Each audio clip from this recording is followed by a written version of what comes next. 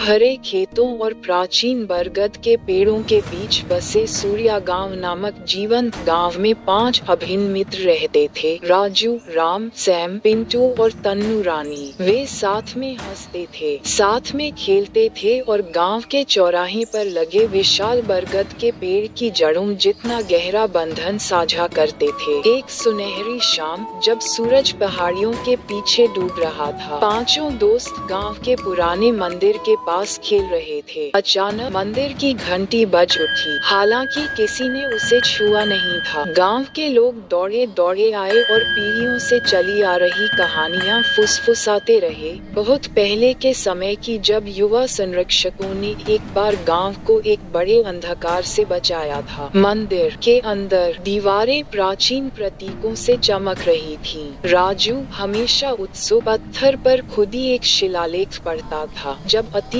और भविष्य टकराते हैं तो 5 दिल उठेंगे। साहस, ज्ञान और एकता से निर्देशित होकर वे एक बार फिर से भूमि को बचाएंगे। एक चमक हवा में भर गई। उनकी आंखों के सामने एक होलोग्राफिक दृष्टि दिखाई दी। एक प्राचीन ऋषि मंद प्रकाश में धीरे धीरे चमक रहा था। सूर्य गांव खतरे में है, ऋषि ने चेतावनी दी। लालच समय के साथ यात्रा करता है। भविष्य की मशीनें इस भूमि के नीचे छिपे हुए पृथ्वी पत्थर की तलाश करती हैं। केवल आप ही उन्हें रोक सकते हैं। बिना किसी हिचकिचाहट के बच्चों ने अपनी यात्रा शुरू की। मंदिर के नीचे उन्होंने अतीत के अवशेषों और दूर के भविष्य के गैजेट से भरी सुरंगों की खोज की। वहाँ उन्होंने प्राचीन स्क्रॉल के ज्ञान को आधुनिक मशीनों के ज्ञान के साथ जोड़ते हुए प्रशिक्षण लिया। राम ने एक चमकते भाले में महारत हासिल की जो उसके विचारों के साथ चलता था।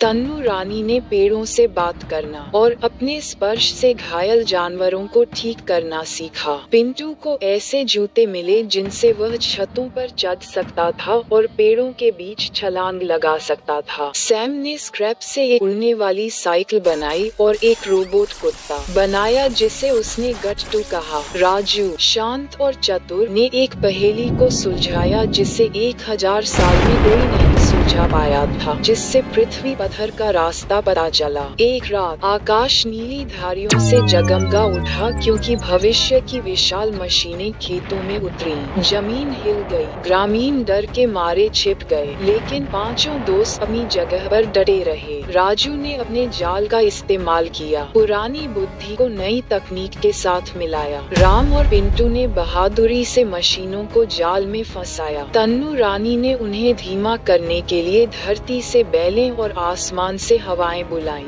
सैम ने मशीनों के सिस्टम को हैक किया, उन्हें तब तक भ्रमित किया जब तक कि वे एक दूसरे पर हमला नहीं कर देते। जैसे ही सूरज की पहली किरणें धरती पर पड़ी, बच्चे अर्थ स्टोन के चारों ओर एक घेरे में खड़े हो गए। राजू ने शास्त्रों से जोर से पढ़ा और उनके अंतिम मंत्र के साथ पत्थर सुनहरी रोशनी से जगमगा उठा। मशीनें धूल में मिल गईं और गांव में सन्नाटा छा गया। सूर्या गांव उत्सव से जीवंत हो उठा। रात भर फूल खिले, मंदिर की घंटी खुशी से बज उठी और हर घर से हंसी गूंज उठी। गांव के बुजुर्गों ने बच्चों को इकट्ठा किया और उन्हें सूर्या गांव का संरक्षक घोषित किया। अतीत, वर्तमान और भविष्य का रक्षक। समय बीतता गया, लेकिन प्रत्येक मित्र को अपना उद्देश्य मिल गया। राजू एक आविष्कारक बन गया जिसने अपनी चतुर रचनाओं से ग्रामीणों की मदद की। राम ने अगली पीढ़ी को प्राचीन और आधुनिक युद्ध में प्रशिक्षित किया। सैम ने गांव में ही एक तकनीकी स्कूल खोला। पिंटू जंगलों और वहां रहने वाले जानवरों की देखभाल करता था। बुद्धिमान और दयालु तन्नू रानी गांव की मरहम लगाने वाली और प्रकृति की आवाज बन गई। और हर शाम बड़े बरगद के पेड़ के नीचे बच्चे सुनने के लिए इकट्ठा होते थे कैसे 5 बहादुर दिलों ने अपना घर बचाया और कैसे साहस, दोस्ती और एकता सबसे छोटे गांव को भी सबसे बड़े तूफान से बचा सकती है।